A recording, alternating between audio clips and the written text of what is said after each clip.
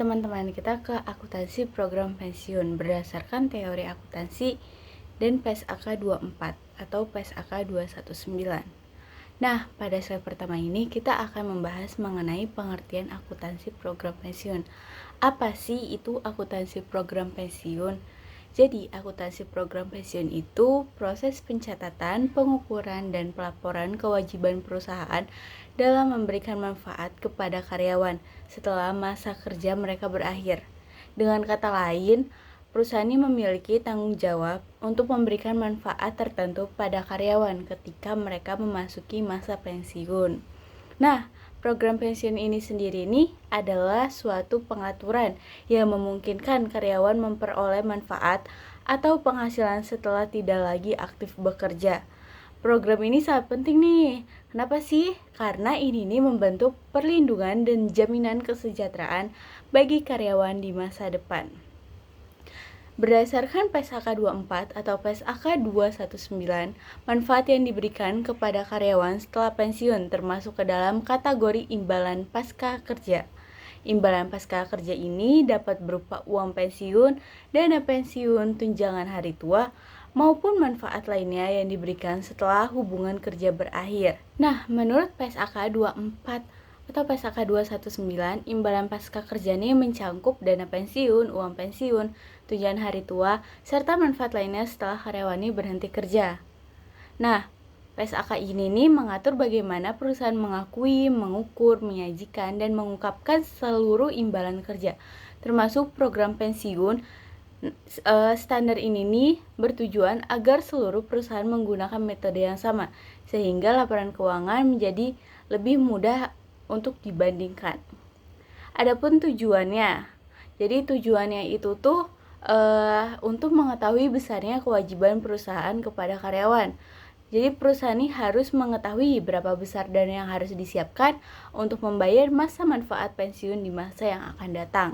Tujuan yang kedua ini untuk memastikan bahwa dana pensiun ini tersedia ketika dibutuhkan.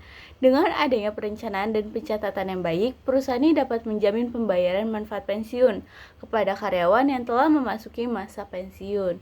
Nah, tujuan yang ketiga ini adalah menyajikan informasi yang wajar dan transparan dalam laporan keuangan sehingga pihak manajemen, investor maupun pihak lainnya dapat memahami kondisi keuangan perusahaan dengan baik. Selanjutnya pada slide ini bagian pengantar menuju pembahasan yang lebih rinci mengenai program pensiun.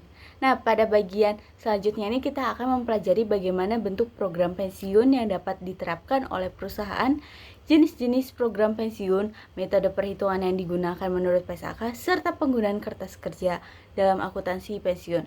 Pemahaman ini mengenai konsep-konsep yang sangat penting karena program pensiun ini melibatkan kewajiban jangka panjang yang nilainya cukup besar dan dihitung secara tepat. Selanjutnya di sini ada bentuk program pensiun. Jadi apa aja sih program pensiun ini? Nah, yang pertama nih ada program kontribusi. Dalam program ini karyawan ini ikut memberikan kontribusi atau pembayaran selama masa kerja untuk memperoleh manfaat ketika memasuki masa pensiun. Dengan kata lainnya, terdapat partisipasi dari karyawan dalam pendanaan program pensiun. Yang kedua nih ada program non-kontribusi. Nah, pada program ini seluruh biaya pensiun ditanggung oleh perusahaan tanpa adanya kontribusi dari karyawan. Karyawan hanya menerima manfaat sesuai ketentuan yang telah ditetapkan. Selanjutnya terdapat perencanaan pensiun terbatas yang memberikan manfaat tertentu, termasuk manfaat perpajakan bagi peserta program pensiun. Nah, teman-teman, selanjutnya di sini ada jenis program akuntansi pensiun. Yang pertama nih ada program iuran pasti. Program ini yang menetapkan jumlah kontribusi atau iuran yang harus dibayarkan. Dalam program ini, perusahaan hanya berkewajiban membayarkan iuran sesuai ketentuan. Besarnya manfaat yang diterima saat pensiun ini bergantung pada hasil pengelolaan dana tersebut. Oleh karena itu, resiko investasi ditanggung oleh karyawan. Selanjutnya di sini ada program imbalan pasti yang kedua. Ini program di mana masa manfaat yang diterima karyawan sudah ditentukan sebelumnya berdasarkan ketentuan tertentu, misalnya berdasarkan masa kerja atau gaji terakhir. Karena manfaatnya ini sudah ditentukan, maka resiko kekurangan dananya ditanggung oleh perusahaan. Oleh karena itu, perusahaan ini perlu melakukan perhitungan yang lebih kompleks. Nah, untuk memastikan perhitungan yang tepat, perusahaan ini biasanya bekerja sama dengan aktuaris. Aktuaris ini adalah ahli yang melakukan perhitungan berdasarkan data statistik dan asumsi tertentu untuk memperkirakan kebutuhan dana pensiun di masa depan. Nah, selanjutnya ada perhitungan menurut PSAK sendiri. PSAK ini mengharuskan perusahaan menggunakan metode aktuaria yang disebut Project Unit Credit Method. Metode ini digunakan untuk menghitung kewajiban pensiun yang harus diakui oleh perusahaan.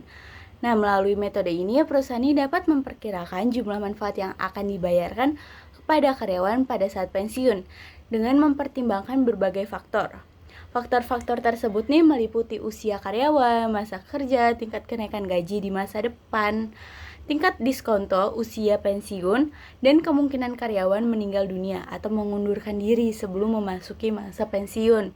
Selain itu, terdapat 3 komponen utama dalam beban pensiun. Pertama nih ada service cost atau biaya jasa, yaitu biaya yang muncul ketika jasa yang diberikan karyawan selama periode berjalan. Yang kedua ada net interest, yaitu bunga yang timbul karena kewajiban pensiun semakin mendekati waktu pembayaran. Nah, yang ketiga nih ada reimbursement, yaitu keuntungan atau kerugian yang muncul akibat perubahan asumsi aktuaria atau perubahan kondisi aktual yang berbeda dari perkiraan sebelumnya. Karena banyak faktor yang harus memperhitungkan, perhitungan kewajiban pensiun ini menjadi salah satu bagian yang cukup kompleks dalam akuntansi. Selanjutnya di sini dijelaskan mengenai kertas kerja pensiun. Kertas kerja pensiun ini merupakan lembar kerja yang digunakan oleh akuntan untuk membantu menghitung kewajiban pensiun, beban pensiun, atau aset program pensiun secara lebih sistematis. Kertas kerja ini sangat penting karena perhitungan program pensiun biasanya melibatkan banyak data dan komponen yang saling berkaitan. Dengan adanya kertas kerja ini, seluruh perhitungan ini dapat dilakukan lebih struktur sehingga lebih memudahkan pemeriksaan dan analisis. Selain itu, penggunaan kertas kerja ini juga dapat mengurangi resiko kesalahan pencatatan serta membantu akuntan dalam menyusun laporan keuangan yang lebih akurat. Selanjutnya di sini ada fungsi dan isi kertas kerja pensiun. Nah, fungsi pertama ini adalah membantu menghitung perubahan kewajiban pensiun dari satu periode ke periode berikutnya. Yang kedua ini adalah menghitung beban pensiun yang harus diakui perusahaan pada setiap periode akuntansi. Nah, yang ketiga ini adalah menentukan saldo aset program pensiun yang tersedia untuk memenuhi kewajiban karyawan para pensiun. Selanjutnya, selain itu, kertas kerja ini membantu proses penyusunan jurnal akuntansi sehingga pencatatannya menjadi lebih mudah dan sistematis. Adapun isi kertas kerja pensiun biasanya meliputi saldo awal kewajiban pensiun, service cost, interest cost, kontribusi perusahaan, atau pembayaran manfaat, keuntungan atau kerugian, aktuaria, hingga saldo akhir kewajiban pensiun. Semua komponen ini digunakan untuk mengetahui posisi kewajiban pensiun perusahaan pada akhir periode. Nah, di slide ini apa sih manfaat penggunaan kertas kerja nih? Jadi, manfaat yang pertama nih adalah meningkatkan ketelitian dalam proses perhitungan dan pencatatan akuntansi. Karena seluruh datanya ini dicatat secara sistematis, kemungkinan terjadi kesalahannya nih dapat dikurangi. Yang kedua nih membantu pengawasan terhadap dana dan kewajiban pensiun perusahaan. Nah, dengan adanya dokumentasi yang lengkap, perusahaan ini dapat memantau nih bagaimana kewajiban pensiun dari waktu ke waktu. Nah, yang terakhir nih ada mempermudah pelaporan akuntansi. Informasi yang telah disusun dalam kertas kerja ini dapat langsung digunakan sebagai dasar penyusunan laporan keuangan. Dengan demikian, penggunaan kertas kerja pensiun ini tidak hanya membantu proses perhitungan, tetapi juga mendukung transparansi, akurasi, dan kualitas laporan keuangan perusahaan. Nah teman-teman, kita masuk ke slide ini. Jadi kita tuh bakal bahas nih lebih detail tentang penggunaan kertas kerja pensiun. Nah di sini tuh ada 2 bagian utama nih teman-teman, yaitu kolom jurnal umum dan kolom pencatatan memo. Yang pertama yang akan kita bahas yaitu kolom jurnal umum dulu ya teman-teman. Nah, di kolom jurnal umum ini dipakai buat nyusun jurnal resmi yang nanti bakal masuk nih ke buku besar perusahaan. Misalnya, ada akun pension expense atau beban pensiun. Nah, akun ini tuh dipakai buat mencatat total beban pensiun yang menjadi tanggungan perusahaan selama 1 periode. Lalu di sini juga ada akun cash. Nah, ini tuh gampang sebenarnya teman-teman. Jadi artinya tuh kas yang benar-benar dibayarin gitu oleh perusahaan ke dana pensiun. Lalu di sini tuh ada akun pension asset atau liability. Nah, akun ini tuh biasanya bikin bingung nih. Kalau misalnya beban pensiunnya lebih besar dibanding pembayaran kasnya, berarti perusahaan tuh masih punya kewajiban pensiun. Nah, makanya muncul liability. Nah, kalau sebaliknya, perusahaan tuh bayar lebih besar nih dari bebannya, bisa muncul aset pensiun. Makanya akun ini tuh dipakai buat nampung selisih antara beban pensiun sama pembayaran kas. Terus kita masuk ke pencatatan memo. Nah, sebenarnya ya teman-teman, memo ini tuh bukan jurnal resmi ya, tapi lebih ke catatan bantu aja buat lihat perubahan saldo kewajiban pensiun sama aset program pensiun. Jadi akuntan tuh bisa lebih gampang gitu loh ngecek apakah kewajiban pensiunnya naik atau turun selama periode berjalan. Oke, teman-teman, kita masuk ke contoh soalnya. Jadi pada tanggal 1 Januari 2019, Jarle AG menyediakan informasi berikut ini yang berkaitan dengan program pensiunnya untuk tahun 2019. Aset program pensiun per 1 Januari 2019 sebesar 100.000 euro, kewajiban imbalan pasti per 1 Januari 2019 sebesar 100.000 euro, dan biaya layanan tahunan sebesar 9.000 euro, dan tingkat diskonto sebesar 10%, kontribusi pendanaan sebesar 8 euro, dan manfaat yang dibayarkan kepada karyawan pensiun selama tahun berjalan sebesar 7.000 euro. Dan kita diminta untuk membuat kertas kerja program pensiun dan jurnal Jarle Company untuk tahun yang berakhir 31 Desember 2019. Nah, baik, kita ke next slide ya. Jadi di sini tuh kita bahas nih tentang jurnal pencatatan program pensiun tahun 2019 dari Jarle Company ya, teman-teman. Nah, di sini tuh bisa teman-teman lihat di jurnal itu ada 3 akun utama. Yang pertama itu ada pension expense sebesar 9.000 euro. Nah, angka 9.000 ini asalnya dari mana sih? Nah, asalnya itu dari biaya layanan tahunan yang ada di data soal sebelumnya. Nah, artinya selama tahun 2019, karyawan tuh bekerja dan menambah hak pensiun mereka, sehingga perusahaan tuh punya tambahan beban nih, beban pensiun sebesar 9.000 euro. Nah, karena itu termasuk ke beban perusahaan, makanya dicatatnya di sisi debit. Lalu akun kedua ada cash nih sebesar 8.000 euro. Nah, angka ini tuh berasal dari mana? Nah, ini tuh berasal dari kontribusi pendanaan yang dibayar perusahaan ke dana pensiun selama tahun berjalan. Karena uang kas perusahaan berkurang, makanya kita catat di kredit. Lalu akun terakhir yaitu ada pension asset liability atau liability sebesar 1.000 euro. Nah, angka ini didapat dari selisih antara beban pensiun sama pembayaran kas. Jadi 9.000 dikurangi 8.000 hasilnya kan 1.000 euro. Jadi artinya perusahaan tuh sudah mengakui beban pensiun nih lebih besar dibanding uang yang sudah dibayar. Karena masih ada kekurangan, maka dianggap sebagai kewajiban pensiun atau liability. Makanya akun pensiun liability bertambah sebesar 1.000 euro. Nah, teman-teman, jumlah pencatatan program pensiun tahun 2019 dari Jarle Company adalah pension expense sebesar 9.000 euro, pajak cash 8.000 euro, dan pension asset atau liability sebesar 1.000 euro. Nah, teman-teman, angka 9.000 euro itu berasal dari biaya layanan tahunan atau service cost.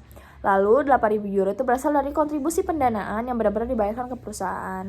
Nah, sedangkan 1.000 euro itu didapat dari selisih antara beban pensiun dan pembayaran kas, yaitu 9.000 euro tadi dikurangi 8.000 euro sama dengan 1.000 euro. Nah, karena bebannya lebih besar nih dibandingkan pembayaran kasnya, maka sisanya dicatat sebagai pension liability atau kewajiban pensiun. Nah, di sini kita masuk ke pembahasan tentang biaya layanan masa lalu atau past service cost. Nah, teman-teman, biaya ini tuh muncul ya kalau perusahaan tuh mengubah program pensiun. Misalnya apa? Misalnya perusahaan nih memutuskan menambah manfaat pensiun nih buat karyawan lama. Nah, walaupun manfaatnya baru diputuskan sekarang gitu loh, tapi manfaatnya itu dihitung untuk masa kerja karyawan sebelumnya. Jadi ya perusahaan tuh kayak punya tambahan kewajiban pensiun gitu. Makanya disebut biaya layanan masa lalu. Karena ini tuh berkaitan gitu sama jasa karyawan di periode sebelumnya. Sederhananya itu kayak apa ya? Perusahaan tuh memberi tambahan hak pensiun atas pekerjaan yang sudah dilakukan karyawan di masa lalu. Seperti itu ya, teman-teman. Semoga bisa dipahami. Oke, jadi kita masuk ke contoh soal dari jurnal dan kertas kerja pada tahun 2020. Jadi pada contoh ini, pada 1 Januari 2020, Jarle AG melakukan amandemen program pensiun untuk memberikan manfaat layanan masa lalu kepada para karyawan dengan nilai kini sebesar 81.600 euro. Fakta tambahan berikut ini digunakan dalam program pensiun perusahaan pada tahun 2020. Yang pertama ada biaya layanan tahunan sebesar 9.500 euro, lalu tingkat diskonto sebesar 10%, lalu kontribusi pendanaan tahunan sebesar 20.000 euro, lalu manfaat yang dibayarkan pada karyawan selama tahun berjalan itu sebanyak 8.000 euro. Nah, diminta buatlah kertas kerja dan juga jurnal pencatatan program pensiun Zarle Company untuk tahun yang berakhir pada 31 Desember 2020. Nah, ini kita bisa lihat di jurnal pencatatannya. Jadi ini adalah bentuk dari kertas kerja program pensiun Zarle Company di 2019. Itu bisa jumlahnya di additional PSG-nya sebesar 8.600, lalu dikurangin 1.000 di sini. Jadi teman-teman bisa lihat di bagian kertas kerja ini ya, ada service cost juga sebesar 9.500, lalu ada interest expense sebanyak 19.360, lalu ada interest revenue itu mengurangi dari interest expense tadi sebesar 11.100. Nah, ini untuk jumlahnya ada di 99.360. Nah, ini memo recordnya yang di sebelah kanan ada 112.000, 81.000 gitu. Jadi untuk total jumlahnya itu sebanyak 80.360 untuk non liability. Jadi ini tercatat pula ada obligasi sebanyak 193.600 dikali 10%. Itu masuk ke bagian permission asset atau liability sebanyak 80.360 jumlahnya. Dan asetnya juga di 111.000 dikali dengan 10%. Nah, ini jadi total hasilnya ada di sini. Jadi teman-teman bisa lihat di kertas kerja yang terlampirkan. Ini juga sudah ada alur perkalian dan penjurnalannya. Lalu kita lanjut ke bagian pengukuran kembali. Jadi keuntungan atau kerugian yang terjadi itu dilaporkan dalam other comprehensive income gitu. Jadi pemasukan komprehensif ya lain-lainnya gitu. Jadi memang keuntungan dan kerugian terjadi itu harus tetap dilaporkan juga gitu. Jadi keuntungan atau kerugian aset yang pertama, perbedaan antara imbalan aktual dan pendapatan bunga dihitung dalam menentukan bunga netonya. Sebagai contoh, Sob BSE memiliki aset program pensiun pada 1 Januari 2019 sebesar 100.000 euro. Tingkat diskonto tahun berjalan sebesar 6% dan imbalan aktual atas aset program pensiun tahun 2019 itu sebesar 8.000 euro. Nah, pada tahun 2019 Sobob harus mencatat keuntungan aset sebesar 2.000 euro yang dihitung sebagai berikut. Nah, ini bisa lihat ada aktual asetnya itu sebanyak 8.000. Tadi seperti di soal ya, ada aktual aset atau imbalan aset pensiun 2019 itu sebesar 8.000 euro.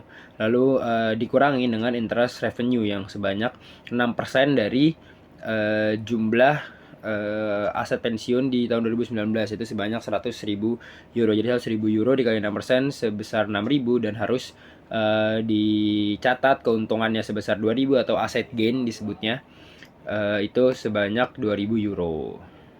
Ini untuk pengukuran kembali keuntungan dan kerugian aset. Lalu ada pengukuran kembali terkait dengan keuntungan dan juga kerugian liabilitas. Jadi segala kebutuhan dalam asumsi aktuaris yang dapat mempengaruhi jumlah kewajiban imbalan pasti. Nah, jadi di sini perusahaan wajib melaporkan keuntungan liabilitas dan kerugian liabilitas dalam other comprehensive income. Perusahaan mengakumulasikan keuntungan dan kerugian aset dan liabilitas dari tahun ke tahun dalam accumulated other comprehensive income. Jadi akumulasi dari keuntungan dan juga kerugian dari aset dan juga liabilitasnya dari tahun ke tahun itu dimasukkannya ke dalam accumulated other comprehensive income. Jadi itu kumpulan dari keuntungan dan kerugian aset. Nah, jumlah ini dilaporkan dalam laporan posisi keuangan dalam bagian ekuitas. Jadi memang karena mempengaruhi modal gitu. Nah, pelaporan program pensiun dalam laporan keuangan. Jadi kita masuk ke pelaporan ya. Jadi pelaporan program pensiun bertujuan untuk memberikan informasi kepada pengguna laporan keuangan mengenai kewajiban perusahaan terhadap program pensiun, kondisi atau posisi dana pensiun yang tersedia serta beban pensiun yang menjadi tanggungan perusahaan selama periode tertentu. Jadi pelaporan ini itu harus menjabarkan atau memberikan sebuah informasi sebagai kepada pengguna-penggunanya tentang kewajiban perusahaan dalam dia memberikan program pensiun gitu. Dari posisi dananya, lalu juga serta beban pensiun apa saja yang menjadi tanggung jawab perusahaan selama periode tertentu. Nah, penyajiannya menurut PSAK 24 itu yang pertama ada dilaporkan di posisi keuangan atau neraca. Jika kewajiban pensiun lebih besar dari aset program, maka dicatat sebagai liabilitas pensiun. Namun jika aset program lebih besar dari kewajiban pensiun, maka dicatatnya sebagai aset pensiun gitu. Jadi terdapat perbedaan pencatatan di dalam neraca. Lalu pada laporan laba rugi, beban pensiun diakui sebagai beban perusahaan selama periode berjalan. Nah, beban ini mencerminkan biaya yang ditanggung perusahaan untuk memenuhi kewajiban pensiun karyawan dan akan mengurangi laba perusahaan pada periode tertentu. Nah, yang ketiga dicatat juga atau disajikan dalam catatan atas laporan keuangan. Jadi, perusahaan wajib mengungkapkan jenis program pensiun, metode, dan juga asumsi aktuaria, jumlah kewajiban, aset program, serta risiko-risiko yang terkait dengan dana pensiun. Lalu tujuannya kenapa ditulis di CLAK itu untuk memberikan informasi yang transparan dan juga memudahkan pada pengguna laporan keuangan dalam memahami dan juga mengerti gitu kondisi dari program pensiun yang dilakukan oleh perusahaan. Nah, ini kita lanjut ke hubungan akuntansi pensiun dengan imbalan pasca kerja. Jadi akuntansi pensiun ini itu merupakan bagian dari akuntansi imbalan pasca kerja karena membahas kewajiban perusahaan kepada karyawan setelah dia tidak bekerja lagi. Nah, imbalan pasca kerja ini penting karena satu, ini untuk melindungi kesejahteraan karyawan, meningkatkan loyalitas, dan menjadi tanggung jawab jangka panjang perusahaan. Nah, jadi para pengguna laporan keuangan itu bisa mengerti atau bisa membaca bahwa perusahaan tersebut itu dengan karyawan itu mereka loyal, dengan karyawan itu mereka bertanggung jawab. Jadi itu menjadi salah satu faktor kenapa para investor itu mau berinvestasi ke perusahaan, karena perusahaan dikenal lebih aware dengan karyawan-karyawannya sampai mereka pensiun gitu, sampai sudah tidak bekerja lagi.